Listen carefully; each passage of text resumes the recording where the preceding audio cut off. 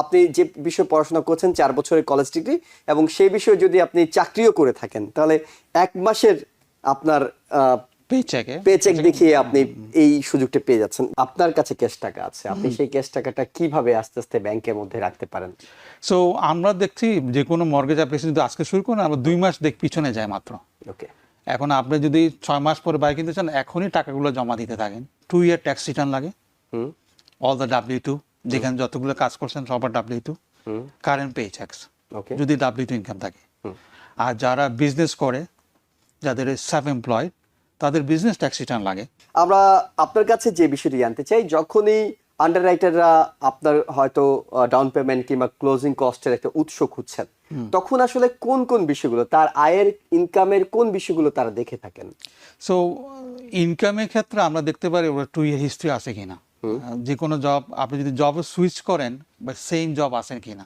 Okay, so that's very important. আপনি যদি কেউ যদি আবার 4 বছরের কলেজ ডিগ্রি থাকে, আমরা যদি 1 মান্থ কাজ করে ওটাকে আমরা don't have to be 2 year history as long as 4 year degree থাকে।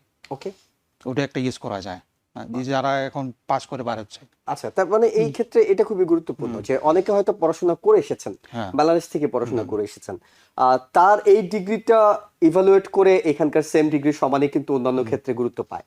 তো তিনি যদি সেটা ইভালুয়েশন করে জমা দেন আপনাদের কাছে যে এটা 4 ইয়ার্স ডিগ্রির কাছাকাছি, তখন কি আপনি 1 মাসের W2 কিংবা I don't know answer to that, but I have to look into it.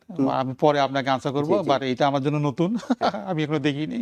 আচ্ছা, বাট এখানকার যারা পাস করে, হ্যাঁ, ইয়েস অ্যাবসলিউটলি, আপনার যদি 4 ইয়ার ডিগ্রি থাকে হ্যাঁ, and then you started working and 1 month paycheck is enough to qualify for the loan. 2 বছর লাগছে না? না, তখন ওই যারা 4 বছর ডিগ্রি থাকে, 4 বছর ডিগ্রি যারা আছে, এটি নিঃসন্দেহে আপনি যদি কম্পিউটার সায়েন্সে পড়ছেন, আমি কম্পিউটার সায়েন্স জব করছেন, তখনই আমি ওটা ইউজ করি। ও আচ্ছা, মানে একই সেক্টরে আপনাকে জবও করতে হবে। হ্যাঁ, আচ্ছা, আর এটা একটা শর্ত। যদি ওটা না থাকে then you have a 2 year history. Okay, okay, so এটা একটা খুবই গুরুত্বপূর্ণ তথ্য যে 2 বছরের মানে আপনার ক্রেডিট স্কোর কিংবা অন্যান্য হিস্ট্রি নিয়ে আপনাকে মাথা ঘামাতে হচ্ছে না, কারণ আপনি যদি 1 মাসেরও আপনি যে বিষয়ে পড়াশোনা করছেন 4 বছরের কলেজ ডিগ্রি এবং সেই বিষয়ে যদি আপনি চাকরিও করে থাকেন তাহলে 1 মাসের আপনার পেচেক দেখিয়ে আপনি এই সুযোগটা পেয়ে যাচ্ছেন। গ্রেট, এটা খুবই নিঃসন্দেহে একটা ভালো খবর। কিন্তু আমরা আরেকটু জানি আপনার কাছে, মানে গিফট ফান্ড আমরা এটি শুনে থাকি লোনের ক্ষেত্রে, পুরো বিষয়টি একটু পরিষ্কার হতে চাই। কারা গিফট দিতে পারবেন, কত টাকা দিতে পারবেন এবং তারা কি রক্তের সম্পর্ক হতে হবে, তাদের ক্ষেত্রে এটি কিভাবে দেখাবেন? খুবই ভালো জিনিস। আমি সবসময় লোনের জন্য যখন একটা গিফট অ্যাফিডেভিট সাইন করতে হয়, বেশিরভাগই ভদ্রলোকরা লেখেন ফ্রেন্ড কতটা দ্য গিফট হতে হয় ক্লোজ রিলেশনশিপ ফ্যামিলি থেকে, your brother, sister, aunty, cousins, তারা দিতে পারে। ফ্রেন্ড থেকে নেওয়া যায় না, not only conventional, not only FHA, কোনোটাতেই নেওয়া যায় না।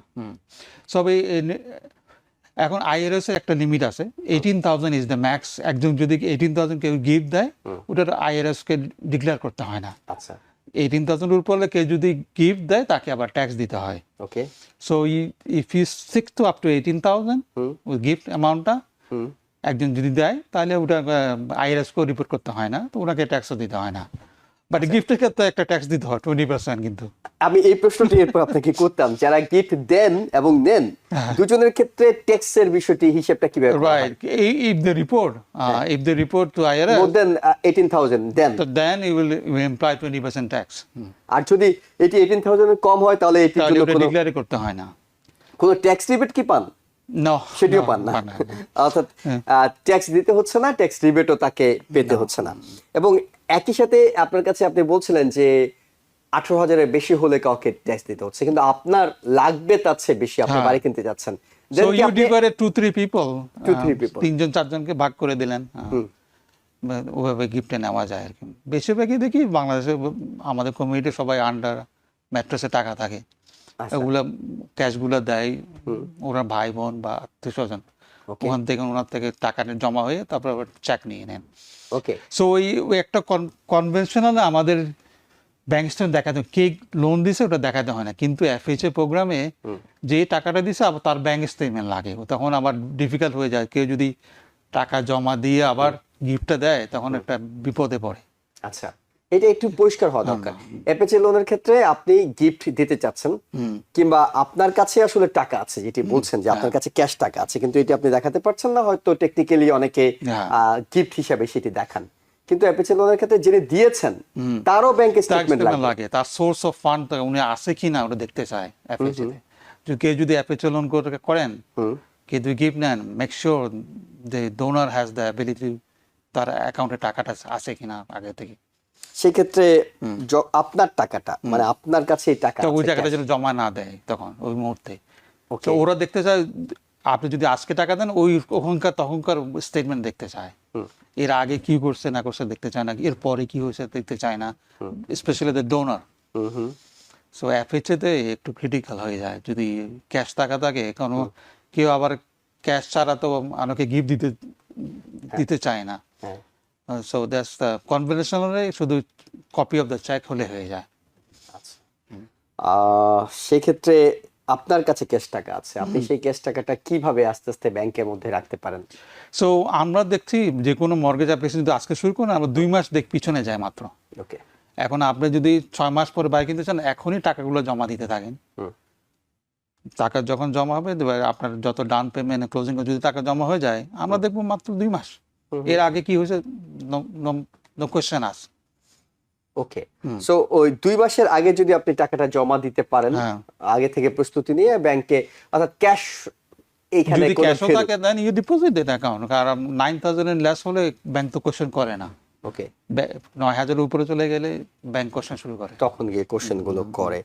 ওকে, তাহলে আমরা এখন পর্যন্ত মোটামুটি যে বিষয়গুলো পেয়েছি, ক্রেডিট স্কোর একটা খুবই গুরুত্বপূর্ণ বিষয়। আপনাকে একই সাথে জমা দিতে হচ্ছে আপনার স্যালারি স্টেটমেন্ট, সেটি 1099 হোক কিংবা মানে ইনকামের একটা স্টেটমেন্ট, আপনি পেচেক জমা দিতে হচ্ছে। এরপর আর কি আপনাদের কাছে জমা দিতে হবে একটা লোনের জন্য? সো ইউজুয়ালি যখন ফুল ডকুমেন্টেশন যেগুলো দেওয়া হয়, তার আমাদের 2 ইয়ার ট্যাক্স রিটার্ন লাগে, অল দ্য W2, যেখানে যতগুলো কাজ করছেন সবার W2, কারেন্ট পে চেকস যদি W2 ইনকাম থাকে। আর যারা বিজনেস করে, যাদের সেলফ এমপ্লয়েড, তাদের বিজনেস ট্যাক্স রিটার্ন লাগে। ওকে, আর যদি পার্টনারশিপ থেকে পার্টনারশিপের ট্যাক্স রিটার্ন লাগবে। তখন আমরা ওই ট্যাক্স রিটার্নটাকে ইভ্যালুয়েট করে ওনার ইনকামটা বাইর করি। আর যারা 1099 ইনকাম, যারা উবার ড্রাইভার ও ট্যাক্সি ড্রাইভার, তারা পার্সোনাল ট্যাক্স রিটার্নে স্কেডিউল সি বলে একটা পার্ট আছে, ওটা আমরা ধরি, ওটাতে নেট ইনকাম বাইর করি। আবার ওখানের মধ্যে যদি কেউ যদি গাড়ি থাকে নিজের, ওটা ডেপ্রিসিয়েশন দেখায়, ওটা আমরা অ্যাড ব্যাক করি, তো ইনকামটা বাড়ে।